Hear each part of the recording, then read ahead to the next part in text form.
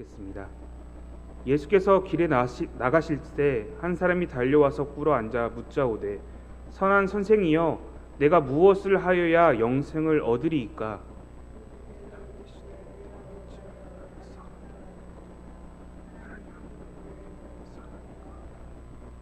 내가 계명을 안 하니 살인하지 말라, 가늠하지 말라, 도둑질하지 말라, 거짓 증언하지 말라, 속여 빼앗지 말라, 내 부모를 공경하라 하였느니라.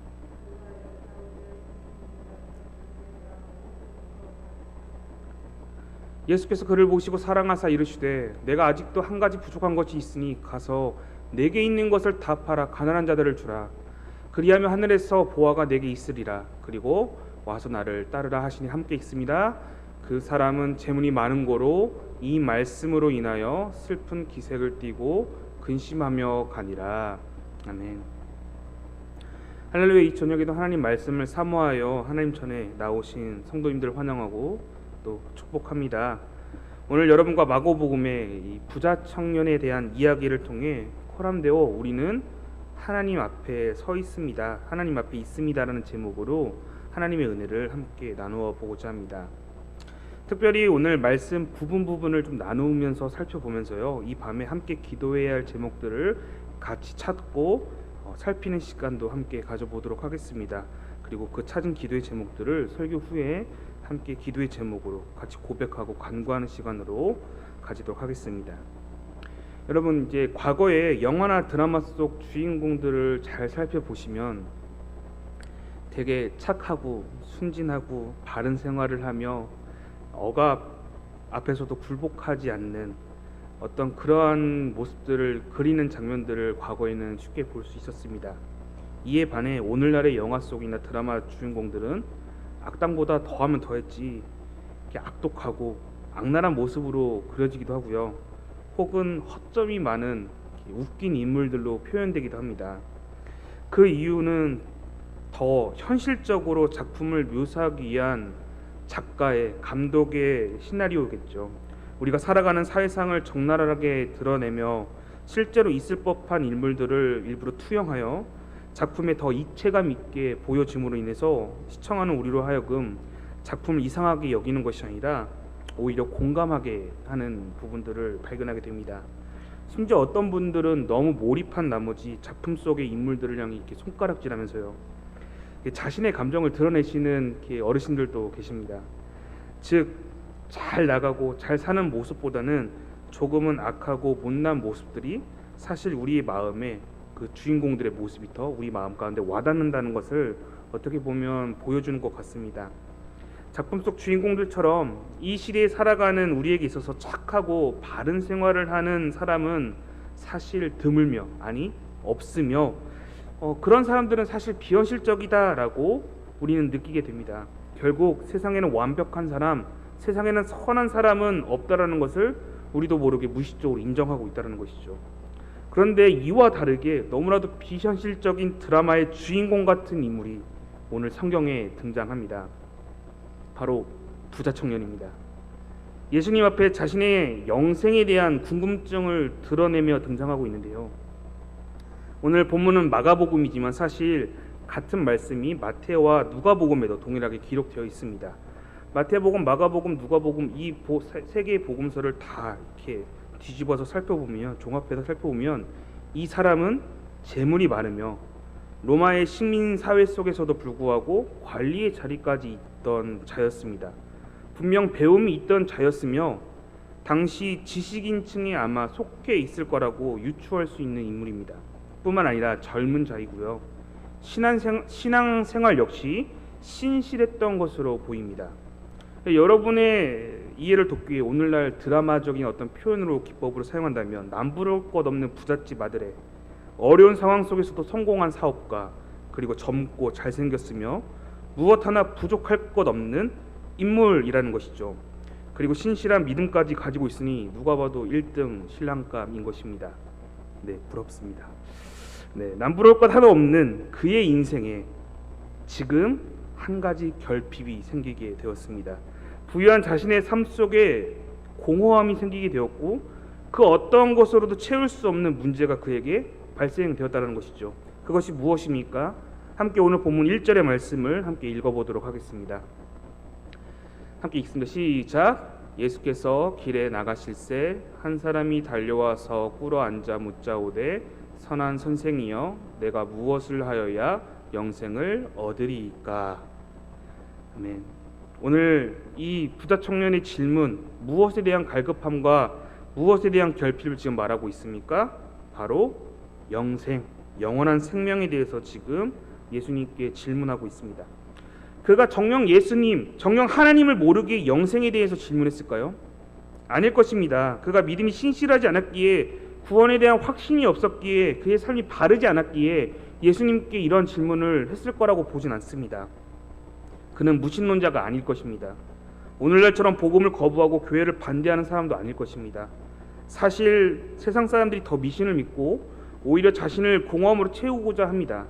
그렇기에 본문에 등장하는 부자 청년은 사실 이러한 세상 사람들과는 다른 부류에 속해 있는 사람일 것입니다.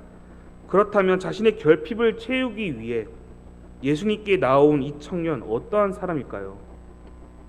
누구보다 하나님을 잘 안다고 말해지는 유대인일 것입니다. 그는 율법을 온전히 지켰으며 하나님이 어떠한 분이신지 잘 알고 있던 자였습니다. 그렇기에 뒤에 나온 예수님의 질문, 그 바로 내가 십계명이라는 율법을 잘 지켜 행하였는지에 대한 물음에 대해서 20절의 말씀처럼 그는 자신 있게 어려서부터 이런 모든 것들을 잘 지켜왔다라고 말하는 것이죠. 그런데 지금 이 부자 청년은 어릴 때부터 잘 지켜왔다고 말해지는 그 신앙적 습관과 율법적인 태도가 그의 삶을 모두 충족시킨 것은 아닌 것이었습니다. 오히려 이것을 통해 내가 과연 구원을 받을 수 있을지에 대한 의심과 두려움이 그에게 따라오게 된 것이죠. 과연 내가 이것만으로도 영생에 이를 수 있을지에 대한 두려움과 의문이 그에게 있었다라는 것입니다. 사랑하는 성도 여러분, 주님의 구원을 통한 영원한 생명은 사람의 어떠한 믿음 생활의 기간 혹은 교회에서 많은 경험과 어떤 섬김과는 사실 아무런 상관이 없습니다. 더불어서 우리의 자녀들 단순히 교회에 출입하는 것만으로도 그리고 습관적인 자세만으로도 올바른 경관 생활을 할 수 있다라고 생각하시면 안 된다는 것이죠. 많은 사람들이 자신의 꿈과 미래를 위해서 자기 개발을 하거나 여러 노력들을 하며 살아가고 있습니다. 그런데 어느 순간 내가 과연 이것이 맞는 것인가? 이것이 나의 삶을 정의할 수 있는 것인가? 라고 의심하고 질문하는 순간들이 찾아오게 됩니다. 세상 사람들만 그러하겠습니까? 우리 믿음의 가정들 안에 있는 청년들, 청소년들도 역시도 자신의 삶의 정체성에 대해서 심각하게 마주보게 되는 그런 상황들이 분명 찾아오게 될 것입니다. 그때 자신의 삶을 정의할 그때에 과연 우리의 자녀들이 코람되어 하나님 앞에 서 있는지 아니면 서 있지 않은지 우리는 심각하게 한번 고민하고 생각해 봐야 한다는 것이죠. 우리의 자녀들이, 우리 아이들이, 청년들이 하나님 앞에 서 있다는 것을 단순히 교회에 출석하는 것, 출입하는 것으로만 만족하고 그것을 전부라고 여긴다면 우리는 잘못된 신앙생활을 가르치고 있는 것과 다름없을 것입니다. 혹시 우리의 자녀들을, 여러분들의 손주들을 학교에 보내듯이, 학원에 보내듯이, 강의를 듣듯이 혹시 그렇게 교회에 보내고 계시진 않으십니까? 어느 순간 우리 아이들에게 있어서 예배는 삶이 되고 하나님을 만나는 장소가 되어야 하는데 마치 학원처럼, 학원의 수업의 일부처럼 일주일에 한 번 나의 시간을 쪼개어 매번 반복되는 그 일주일에 일요일이라는 그 시간을 수업 듣듯이 혹시 우리의 자녀들이 오고는 있진 않은지 살펴봐야 한다는 것이죠. 이에 대해서 누가복음 23장 28절에 이렇게 나타나고 있습니다. 제가 읽겠습니다. 예수께서 돌이켜 그들을 향하여 이르시되 예루살렘의 딸들아 나를 위하여 울지 말고 너희와 너희의 자녀를 위하여 울라 라고 말씀하십니다. 십자가를 지고 가시는 예수님 곁에 울고 있는 여인들을 향해 이렇게 말씀하시는 것이죠. 예루살렘의 딸들아, 믿음의 언약의 백성들아, 나를 위해 울지 마라. 너희와 너희 자녀들을 울라 라고 말씀하시는 것이죠. 주님께서는 십자가를 지고 있는 자신을 동정하여 자신을 향해 울라고 하시지 않으셨습니다. 이제는 너에게 맡겨진 각자의 자기 십자가를 지고 따르라 라고 말씀하고 계시는 것이죠. 우리에게 주어진 사명, 바로 생명을 살리고 예배를 살리는 일, 그것이 바로 나의 남편, 나의 자녀, 나의 손주, 나의 가정에서부터 시작되어야 한다는 것이며, 우리가 마땅히 해야 할 자기 십자가라는 것임을 여러분 기억하셔야 합니다. 그렇게 이 저녁에 여러분 함께 결단하고 기도해야 할 첫 번째 제목, 이것입니다. 내 가정과 자녀의 예배 회복을 위하여 기도하자. 함께 한번 선언해 볼까요? 시작. 내 가정과 자녀의 예배 회복을 위해 기도하자. 여러분, 이런 결단으로 조금 이따가 기도하겠지만 기도하셔야 합니다. 여러분의 자녀, 손주들 가정 예배 회복을 위해서 함께 기도하셔야 합니다. 기도하셔야죠. 하나님의 도움 없이는 안 되니까. 본문의 말씀인 마가복음 10장 19절 잠시 읽어보겠습니다. 내가 계명을 안 하니 살인하지 말라, 간음하지 말라, 도둑질하지 말라, 거짓 증언하지 말라, 속여 빼앗지 말라, 내 부모를 공경하라 하였느니라. 아멘.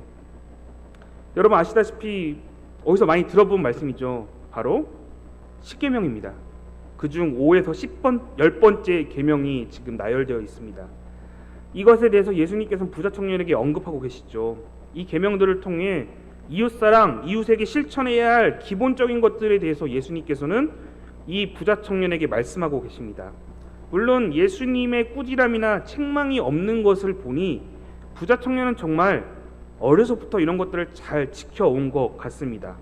그런데 돌이켜보면 부유하고 모든 것을 가진 그에게 있어서 예수님이 언급한 이 계명들이 다른 사람들, 그 부자 청년과 동시대에 살았던 다른 사람들에 비해서 사실 잘 지켜낼 수 있는 환경을 그는 가지고 있었습니다.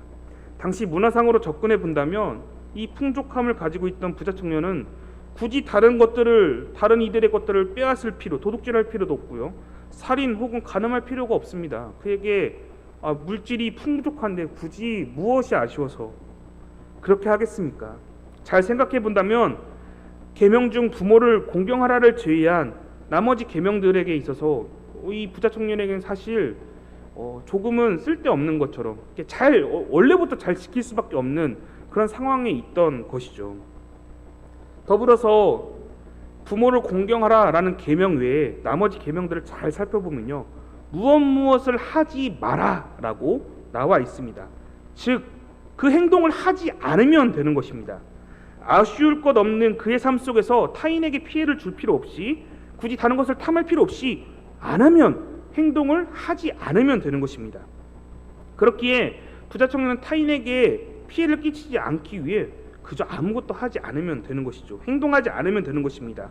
다른 이들에 비해서 지키기 너무나도 수월했을 것입니다.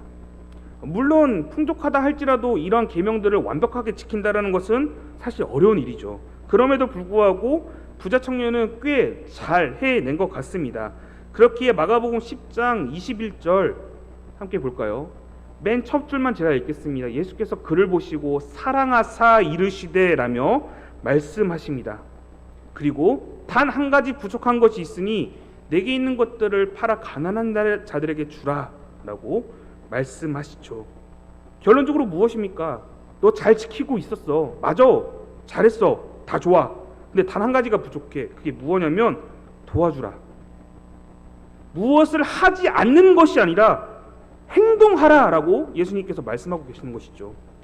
하지 않는 것은 누구나 다 할 수 있다. 그러나 행동하는 것은 너무나도 어렵다. 다시요. 하지 않는 것, 행동하지 않는 것은 너무나도 쉽다. 그냥 가만히 있으면 되니까요. 근데 행동하는 것은 너무나도 어렵다. 너의 모습 가운데 지금 무엇이 없냐면 행동이 없다라고 예수님께서는 그에게 너 지금 행동할 때임을 말씀하고 계신다는 것이죠. 자신을 위해 좋은 것으로 채우듯이 이제 너는 너의 것을 나누어 다른 이들에게도 그 좋은 것들을 행동해야 한다라고 말씀하고 계시는 것입니다. 이것을 잘 보여주는 말씀이 마가복음 12장 29절부터 31절에 잘 나와 있습니다. 제가 읽겠습니다.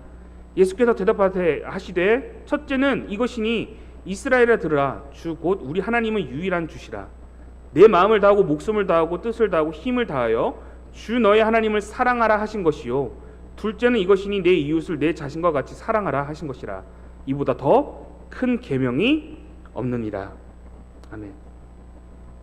첫 번째는 하나님을 사랑하는 거고요. 둘째는 자기 자신을 사랑하듯 이웃을 사랑하라고 말씀하십니다. 여러분, 사랑이라는 것도 몸소 실천해야 하는 태도이자 행동입니다. 여러분, 사랑은 어떤 관념이나 이렇게 두리뭉실한 것이 아니라 행동인 것이죠. 즉 자신에게 하듯 이웃에게도 사랑이라는 행동을 해야 한다라고 예수님께서는 그에게 말씀하시고 요청하시는 겁니다. 너 잘해왔어. 아무것도 안 하고 그 십계명에서 말해지는 그 죄들 아무것도 안 하고 잘 버텨왔어. 잘했어. 근데 이제는 안 하는 것으로만 끝나는 것이 아니라 이제 행동해야 할 것이 있는데 이웃을 사랑하라. 사랑해야 돼. 행동해야 돼라고 지금 부자 청년에게 요청하는 것이죠. 이 요청하는 것을 오늘 살아가는 우리에게도 예수님께서는 말씀하시는 것입니다. 사랑하는 성도 여러분, 그렇다면 우리가 지금 할 수 있는 가장 큰 이웃사랑의 실천은 무엇일까요? 물론 우리가 부자 청년만큼의 부유함은 가지고 있진 않지만 우리가 가진 물질로 다른 사람을 후원하고 도울 수 있는 것 할 수 있습니다. 쉽습니다. 물론 그런 도움도 반드시 필요합니다. 그러나 오늘날 이 시대는 간접적으로 그렇게 돕는 자세들은 있으나 직접 나서서 섬기려고 하는 태도는 사실 꺼려지고 있는 시대 가운데 우리는 살고 있습니다. 사실 우리는 예수를 위해 땀 흘리는 것을 원하지 않습니다. 우리는 하나님 나라가 이 땅에 이루어지길 원한다고 말하지만 그 나라를 위해 나의 육체적인 헌신을 바치는 것에 대해서 너무나도 꺼려한다는 것이죠. 교회 공동체를 위해 헌신하는 즐거움보다 우리 안에 두려움이 가득 차기 때문입니다. 그렇게 여러분, 그런 상황 가운데서도 기쁨으로 하셔야 하는 것이죠. 기쁨으로 하셔야 할 때입니다. 우리가 지난 수요예배 때 담임 목사님의 빌립보서 말씀 여러분 기억하십니까?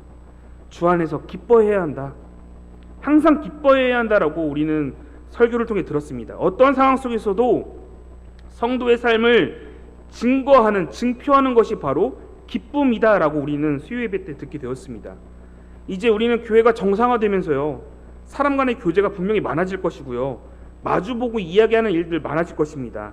너무 오랜만에 대하다 보면 분명 우리 사이에 오해할 일들도 생기게 될 것이고요, 이제 너무 오랜만에 계속 부딪히다 보니 좋지 못한 일들도 우리 안에 생길 수 있습니다.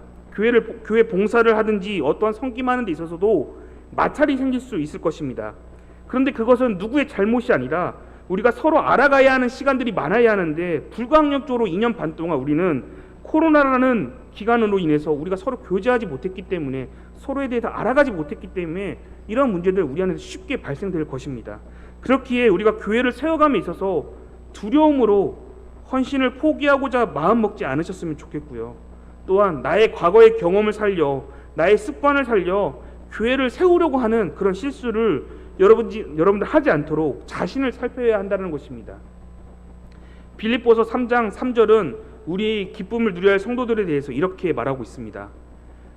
하나님의 성령으로 봉사하며 그리스도 예수로 자랑하고 육체를 신뢰하지 아니하는 우리가 곧 할례파라라고 말씀하십니다. 바로 할례파라는 것은 참된 믿음의 백성들을 지금 여기서는 나타내고 있습니다.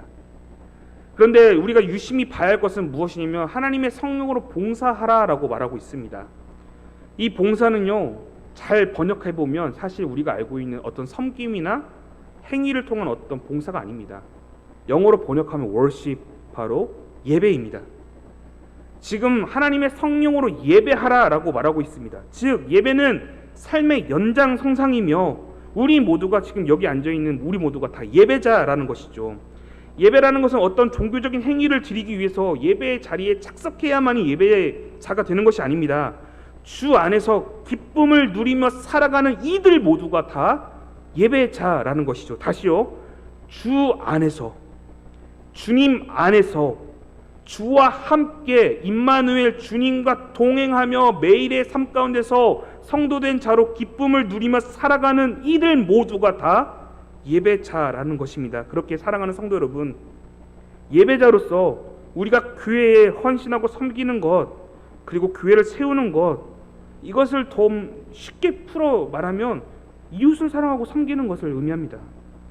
우리는 지금 하나님 앞에서 코람되어 하나님 앞에서 내 몸과 같이 교회와 성도와 공동체와 이웃을 사랑하고 섬길 때임을 여러분 기억하셔야 합니다.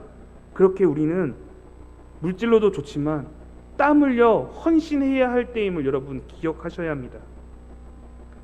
요한에서 3장 18절부터 19절 쉬운 성경 버전으로 함께 제가 봉독하도록 하겠습니다.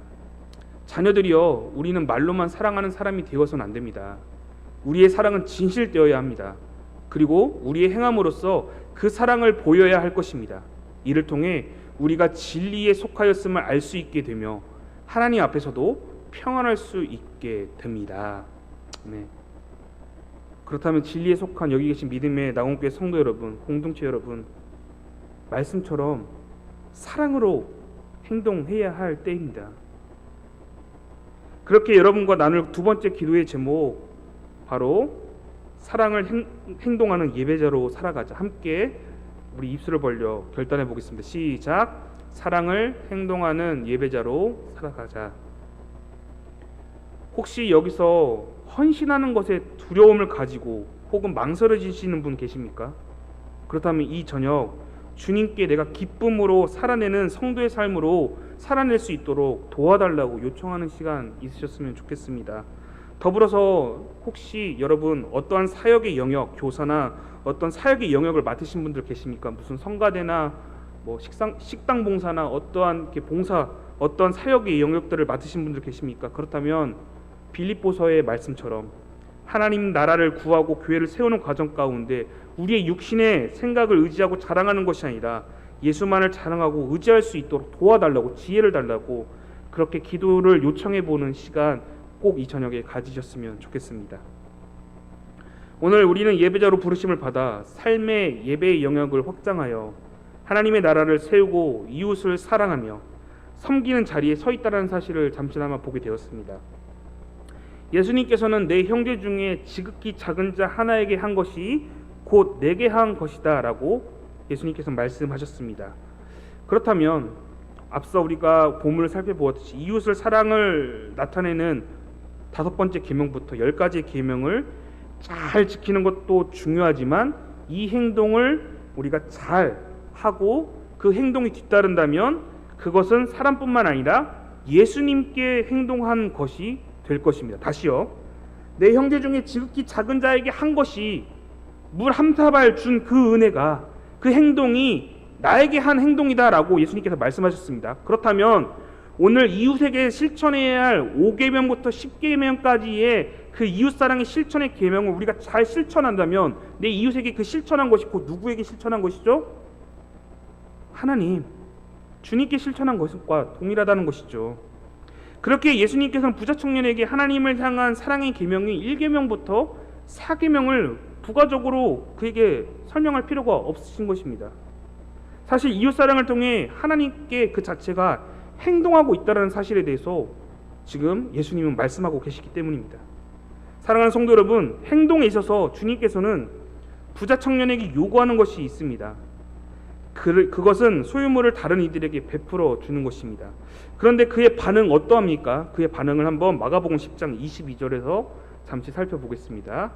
그 사람은 재물이 많은 고로 이 말씀으로 인하여 슬픈 기색을 띠고 근심하며 가니라 라고 말씀하며 슬픈 기색과 함께 근심하였다라며 그의 마음을 보여주고 있습니다. 사회적 위치나 종교적 행위가 아무리 뛰어나다 할지라도 세상에서 바라볼 때 이 부자 청년의 삶이 성공한 것처럼 보인다 할지라도 그것은 세상이 그러할 뿐이지 주님의 기준과는 다르다라는 것입니다. 분명 부자 청년의 질문이 무엇이었죠? 영생에 대한 문제였습니다. 영원한 생명을 어떻게 하면 가질 수 있습니까에 대한 질문이었습니다. 그리고 21절 예수님께서는 돌려 말씀하시지 않았습니다. 무슨 예화를 들고 직설적으로 얘기하셨습니다. 너 이렇게 하면 돼. 답을 주셨습니다. 돌려 말하지 않고 예수님께서는 그에게 답을 직설적으로 얘기해 주셨습니다. 그러면서 너 나를 따르라 라고 말씀하셨습니다. 자, 이제 부자 청년은 선택의 기로에 서게 되었습니다. 영생을 선택할 것인가? 재물을 선택할 것인가? 세상의 것을 놓치지 않을 것인가? 아니면 놓아버릴 것인가? 내가 원하는 삶인가? 아니면 주님이 원하는 삶인가? 나의 길을 따를 것인가? 주님의 길을 따를 것인가? 이 선택의 기로에 지금 그는 놓여져 있습니다. 물론 우리가 살펴보았을 때 그 질문의 답은 너무나도 쉽게 느껴집니다.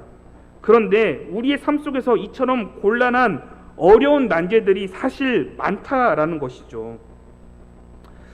여러분, 혹시 바둑 둘 줄 아십니까? 이렇게 바둑을 보면요, 그림 하나 띄워주시겠어요? 단수라는 용어를 쓰는 게 있습니다. 그게 무엇이냐면, 저렇게 검은 돌을 흰색 돌이 감싸고 있죠. 이제 검은 돌 위에 흰색 돌을 놓게 되면 이 검은색 돌은 상대방에게 에워싸여 그 돌을 잃게 됩니다. 그러니까 백이 이기는 거죠. 자, 그렇기에 에워싸이지 않기 위해서 이 검은 돌은 어떻게 해야 하냐? 다음 그림 보여주시겠습니까? 그림 좀 바뀌었긴 했는데, 저 이제 흰색 돌이 안에 있다가 이 에워싸이지 않고 벗어나기 위해서 계속 이렇게 발버둥 치며 나아갑니다. 이거를 바둑에선 축이라고 부릅니다. 축이라는 방식을 통해서 계속 생존하고자 길을 걷게 되며, 무언가 많은 돌들이 저렇게 쌓여지는 것을 보면서 뿌듯해 보일 수도 있을 것 같습니다. 그런데 사실 이것은 내가 쌓아가는 있는 것이 아니라 몰리고 있는 것입니다. 다시요. 지금 앞서 그림에 보았듯이 뭔가 쌓아가고 뭔가 내 돌들이 많아지는 것처럼 보이지만, 바둑을 두시는 분들은 잘 아실 겁니다. 사실 이것은 쌓아가는 것이 아니라 몰리고 있는 것입니다.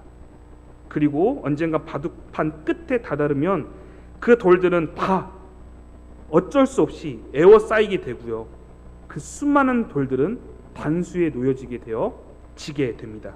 흔히 이를 자충수라고 말합니다. 여러분, 동일합니다. 부자 청년에게 있어서 자신의 재물과 직업, 젊음 등은 세상을 살아가는 데 있어서 장점처럼 보였을 것입니다. 그러나 코람데오 하나님 앞에서 영생을 구하는 그에게 있어서 이것은 너무나도 치명적인 큰 약점이었을 것입니다.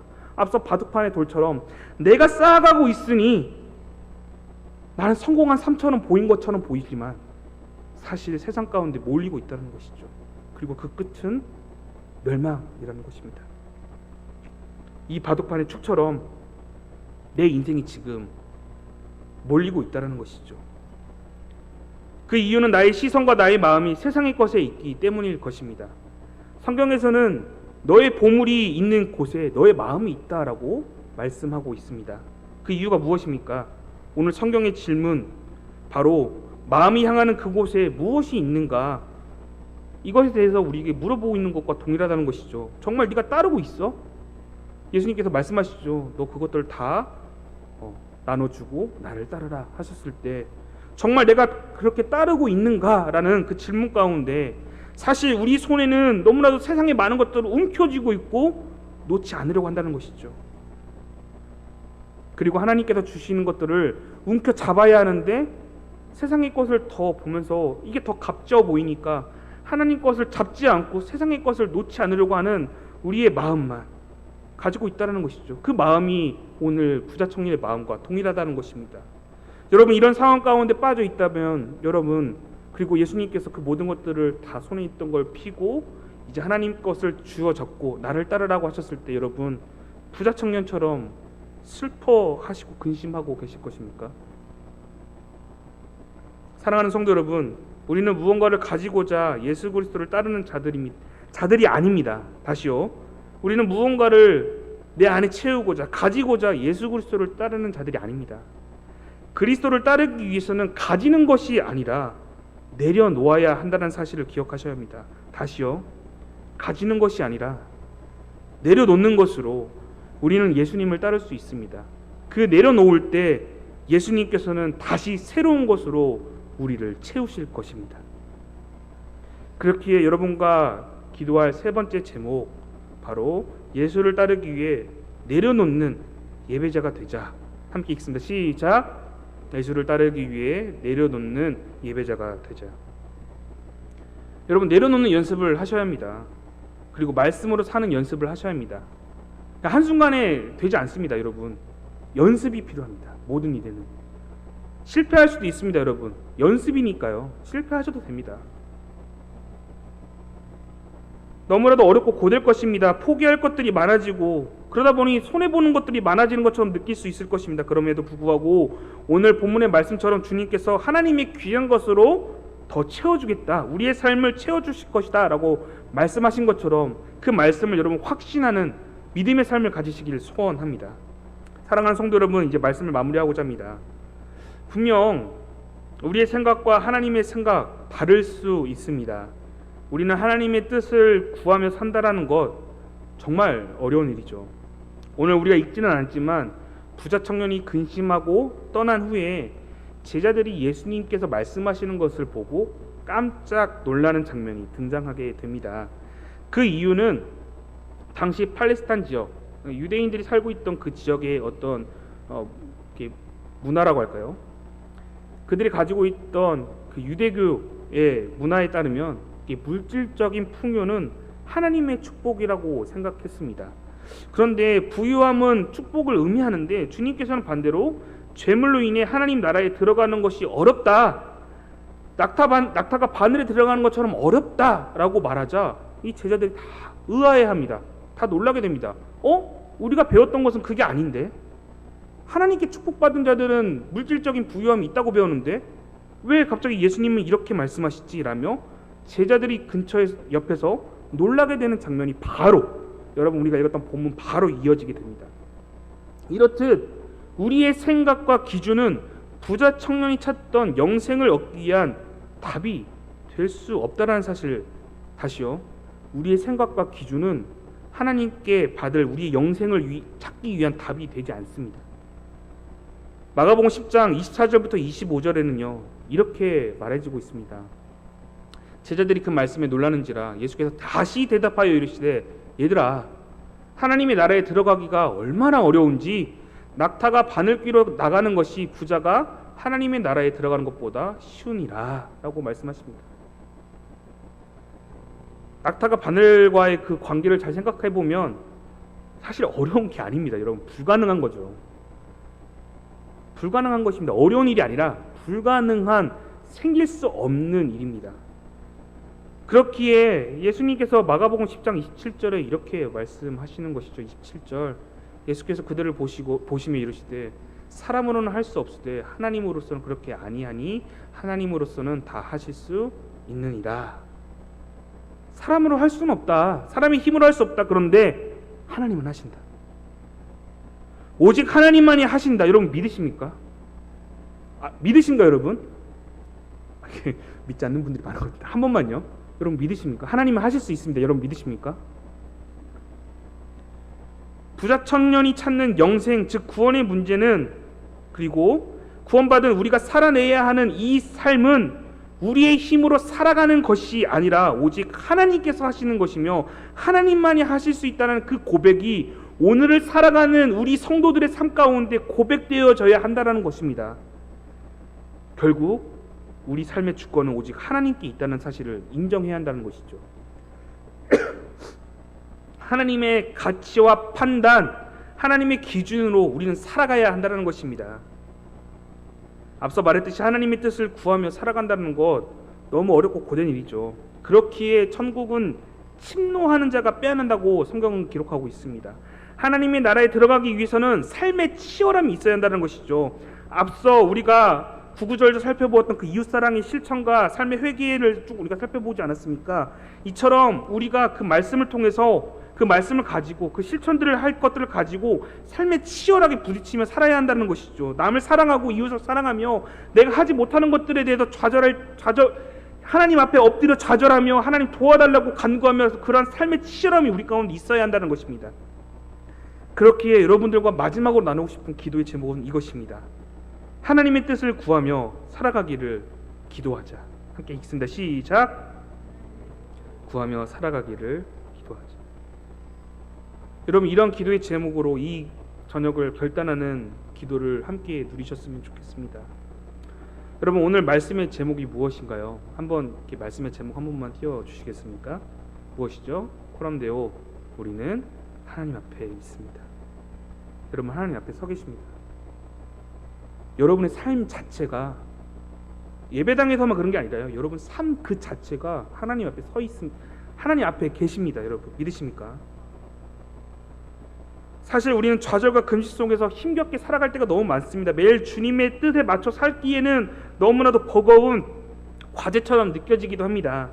그만큼 우리가 연약하다는 것이죠. 우리 스스로 보기에도 그러한데 코람데오 하나님께서 보시기에 더욱 그러하실 것입니다. 그런데 우리를 너무나도 잘 알고 계신다는 그 주님께서는 우리를 책망하지 않으시고요, 오히려 사랑스럽게 여기신다는 것입니다.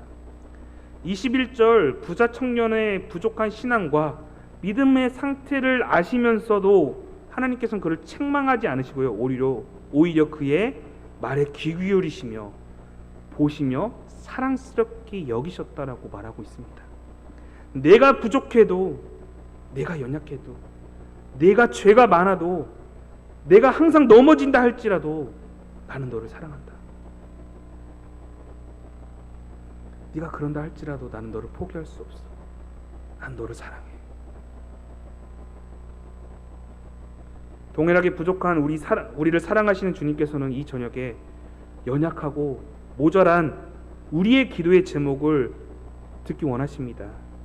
작지만 부족하지만 귀하다라며 우리를 사랑스럽게 여겨주시며 우리의 기도의 제목을 입 벌려 고백하기를 원하십니다. 여러분, 이 시간에 주기도문의 예배를 마치신 후에요, 함께 기도할 때에 여러분 오늘 함께 나눴던 기도의 제목들로 잠시 기도 나누고자 합니다. 여러분 함께 끝까지 기도에 동참해 주시고 함께 결단하는 시간 가졌으면 좋겠습니다.